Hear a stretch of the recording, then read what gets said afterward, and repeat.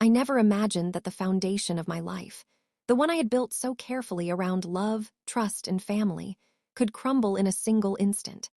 For years, my son and I had shared everything, or so I thought. Our bond had been effortless. The quiet dinners at home, the laughter that filled the corners of our small apartment, the late-night talks about dreams, failures, and fears. He confided in me about his school troubles, his first heartbreaks, the moments of pride and shame that only a parent could truly witness. I believed that closeness could withstand anything. But that illusion shattered the day I learned that he had married, without telling me. It wasn't a dramatic revelation with a confrontation or a suspicious encounter. It was a quiet, almost accidental discovery, the kind that sneaks up on you and stops your heart before you even realize it.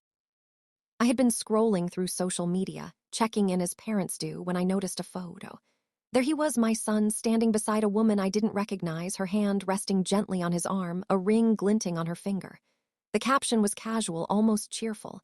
"Officially Mr. and Mrs. Nguyen. A new chapter begins." My chest tightened. My mind raced. I read it again. And again. My son, my boy, was married, and I hadn't known. At first, I thought it must be a mistake, some kind of joke or oversight. But the comments confirmed it. Friends and colleagues sending congratulations, laughing emojis, hearts, all of it. It was real. And in that moment, a cold wave of betrayal swept over me, sharp and unfamiliar. How could he do this without me? All the sacrifices, the countless nights I had stayed awake worrying about his future, all the moments I had poured into him, were they not enough for him to share this pivotal moment with me? I went back through my memories, scanning every conversation, every unusual behavior I had perhaps dismissed. There had been small signs, subtle, almost invisible at the time, but they were there. He had begun keeping his phone face down on the table, leaving abruptly when calls came in, canceling plans with vague excuses. I remembered the time he returned late from studying at the library and smelled faintly of unfamiliar perfume. I had brushed it off, telling myself that teenagers and young adults needed space, that independence was healthy. Now, each memory felt like a breadcrumb trail leading to a secret I had been blind to. The trust that had always been the center of our relationship now felt like a fragile glass, cracked in ways I couldn't repair with words alone. My son, once open and affectionate, was suddenly distant and defensive. Every attempt I made to ask casual questions about his life outside of work and school was met with vague responses or awkward silences. The warm bond we had shared seemed replaced by a barrier, one I could see but could not penetrate. It was as if loyalty to his new life had begun to outweigh loyalty to the family that had raised him. I remember sitting in the living room that night, staring at the muted glow of the television, pretending to watch a show I didn't care about while my mind spun. Questions consumed me. Who was this woman? How long had they been together? Did he even love her, or was this some impulsive decision I hadn't noticed? And most painfully, why hadn't he trusted me enough to tell me himself? The contrast between what I thought was unbreakable trust and the reality of secrecy hit me like a punch. The next few days were a fog of unease and quiet observation. I found myself noticing patterns I had overlooked before. The way his texts sometimes disappeared before I could read them, the subtle tension in his voice when he mentioned his weekends, the sudden enthusiasm for topics he never cared about before. It was as if he was living a dual life, and I had been left outside, peering in but never invited. My heart ached not only from being excluded, but from realizing how little control I had over this new reality. Parental protection, a role I had clung to for so long, felt meaningless against the secrecy of a world I no longer understood. I attempted to bridge the distance, trying to reconnect in small, cautious ways. I cooked his favorite meals, left little notes around the apartment, asked about his friends, his studies, his days. Sometimes he would respond, polite but clipped, giving me just enough information to keep me hopeful. Other times he would retreat further, a wall rising between us that I couldn't scale. The tension was unbearable.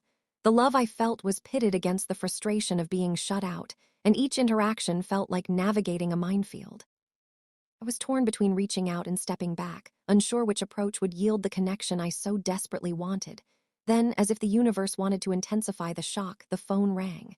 It was a number I didn't recognize. Hesitant, I answered. On the other end was a voice, familiar yet strange, polite, firm, and unsettling. Hello, this is Lynn. I'm your son's wife. I hope you don't mind me calling, but I need to ask about the rent. I froze. Rent? My son's wife was asking me for money. My mind reeled with conflicting emotions. Confusion, anger, disbelief. Silence hung in the room as I struggled to find words. Part of me wanted to hang up, to demand answers, to insist that my son had no right to treat me this way. But another part, the part that had loved him for all these years, wanted to understand, to hear her out, to navigate this sudden intrusion into our lives with care. That single moment altered everything.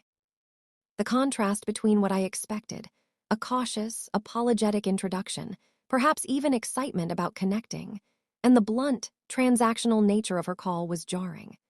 Respect versus entitlement, silence versus revelation, love versus manipulation. These juxtapositions define the emotional terrain I had suddenly been thrust into. My safe world, once grounded in trust and clarity, had become a landscape of uncertainty and moral tension, where every decision I made would carry weight far beyond the immediate. And in that moment, I realized that nothing would ever be the same.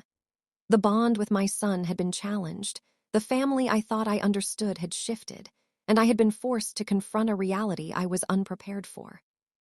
The questions remained unanswered, the wounds invisible but sharp, and the path forward, through confusion, betrayal, and unspoken hurt, was uncertain. Yet, as painful as the revelation was, it had ignited something else within me. A determination to face the truth, no matter how uncomfortable, and to navigate this new reality with courage, clarity, and perhaps a sliver of hope. The call ended, leaving me staring at the phone in stunned silence, my mind racing with scenarios, possibilities, and fears. I knew that the next steps would not be easy. I also knew that I could not ignore the tension now laid bare. The stark contrasts between love and betrayal, loyalty and secrecy, control and helplessness. In that quiet, heavy moment, I understood that the story of my son's secret marriage had only just begun, and the journey to uncover what lay beneath it would demand every ounce of patience, empathy, and strength I could summon. The day after the call, I sat in silence, the phone still on the table in front of me. I kept replaying her words. I need to ask about the rent. The simplicity of it, the lack of apology or explanation, made my chest tighten in ways I hadn't felt in years. I felt a swirl of emotions, anger, confusion, fear, and an almost parental compulsion to protect. But beneath it all was the gnawing uncertainty. Was this woman reaching out because she truly needed help, or was this the beginning of a manipulation I hadn't even imagined? Compassion and suspicion battled inside me, neither willing to surrender. I took a deep breath and forced myself to step back. Reacting impulsively, sending a sharp reply, calling my son to demand answers, would not resolve anything. I needed information, clarity, a perspective that would allow me to respond thoughtfully. So I began observing, listening, gathering pieces of the puzzle. I called mutual friends casually, trying to read between their words. I checked our son's social media posts again, this time paying attention to subtle cues. Comments about late shifts, occasional complaints about rent, mentions of a car breaking down, small details that now seemed loaded with significance. The more I looked, the more I realized that this was not a simple matter of irresponsibility or carelessness. Their financial struggles were real, but complicated. It was clear they were living beyond what they could manage, caught in cycles of debt that were exacerbated by poor choices and a lack of foresight. But there was more.